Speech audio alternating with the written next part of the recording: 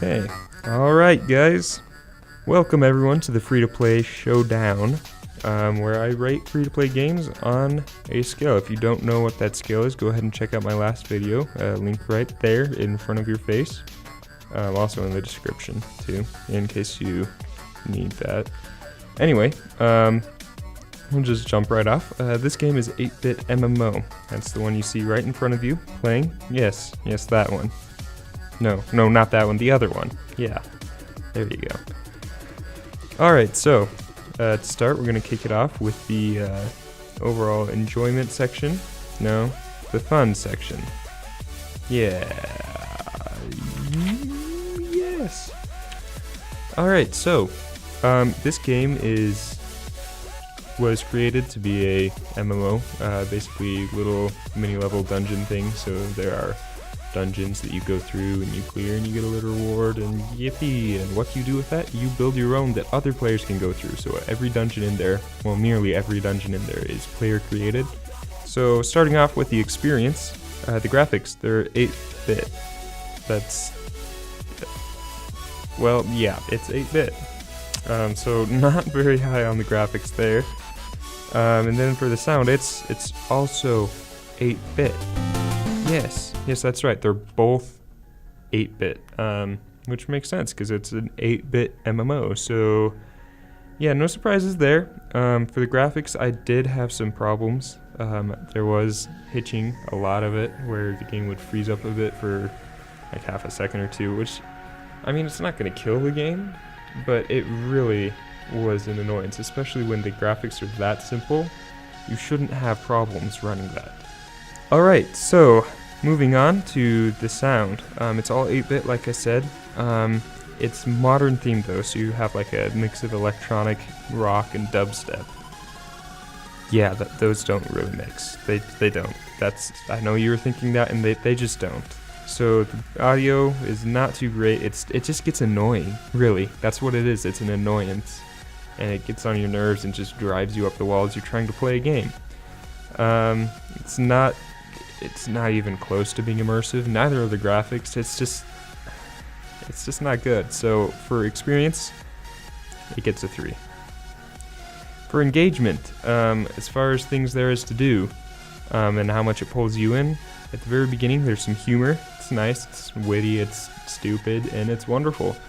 And then after that it gets repetitive, and they only have like 2 or 3 things that they'll say. It's oh, you want a quest? Okay, go kill this many of these things. Yeah, go do that and then talk to me when you're done. When you come back, they're like, oh, hard work should be its own reward. Oh, no, that's not good enough. Here's some crap. And then that's pretty much it. So that's really what it is for the quests. Other than the tutorial ones, you just avoid them. It's not even worth it. So there's that. And then that's pretty much it. You don't get any tutorial on, like, how to find other people's bases to, raid those or try and complete their dungeons.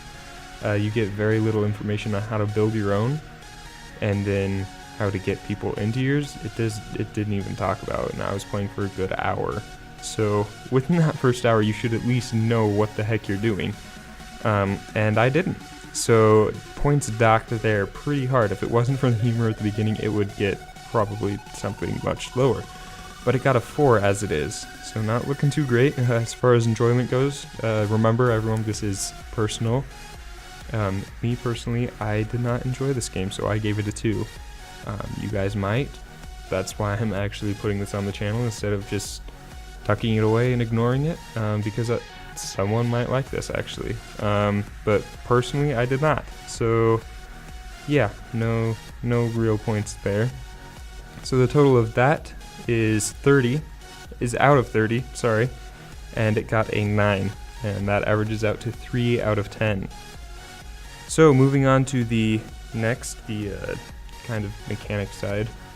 For purpose, it got a 0. There's no purpose. There's no reason you're doing this. You're just there doing it. Mechanics, it got a 5. It had some nice menus, a lot of different stuff. Half of it was links to like wiki, their Facebook page, their other pages like that. And then the other half was actually usable stuff for in-game. As far as the mechanics, so it is really cool that they have a kind of a 2-system game there, where you build your own dungeon for other people to go through, and then you actually go through other people's dungeons. So that's actually, I think that's pretty cool, but it just wasn't executed very well. So that got a 5. Moving on to replayability. Technically, this has infinite replayability because players can change their dungeons. It's not just set in stone, you made it, that's it, dead. So one player can create pretty much an infinite amount of replayability, and then every player can do that, so very replayable, except it's the same thing. The fighting is very simple. You have up, down, left, and right attacking.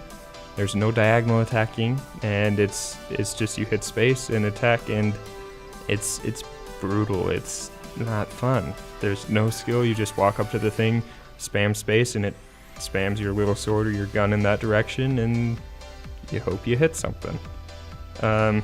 So it just gets boring really fast. So I gave that a 5 as well because it has potential, but it doesn't actually use that potential really. So 5. And the total for that is 10 out of 30. And when you average that out, that is actually also 3. Okay, so the free-to-play, I gave it a 6. Should I have given it that high? Probably not, but we'll give it to it anyways. So here's the deal with that. There are things you can buy in the game, which is the in-game currency and then a premium currency, as well as exclusive items. There's still exclusive stuff, which I'm not a fan of, but it's cosmetic, so no points docked. The in-game currency, the one that you can earn, is pretty much everything because you have to buy everything in the game. Every single block you want to use to build a dungeon, you have to buy every single one. So it has a very large pay-to-win kind of thing because the more you pay, the better your dungeon will be. It does equal like straight out across like that. So yeah, so that it wasn't horrible though. It didn't break the game, so I gave it a 6. I feel like that was pretty generous, to be honest. And with that all totaled up, that comes out as a 12 out of 30. And when you average that out, that is 4 out of 10 for the final score. So again, remember that this all depends on the person. I didn't enjoy it. Someone else might. So go ahead and check it out. It's free to play. You're not going to really be losing that much. However, I would encourage you to go check out the review that I have linked down in the description below. I feel like that player does a very good job at kind of describing the situation, so please go check that out. And with that said and done, go ahead and subscribe if you want to see more of these episodes. I don't think any of the other games are this bad that I have planned up in this series, so go ahead and hit subscribe. Go ahead and subscribe if you want to see the rest of the episode. Hit the like button if you like this, and dislike it if you didn't like it. Yeah, and share it with your friends if you thought it was really stupid and you think they'd laugh at it. So yeah, peace out guys, see you later.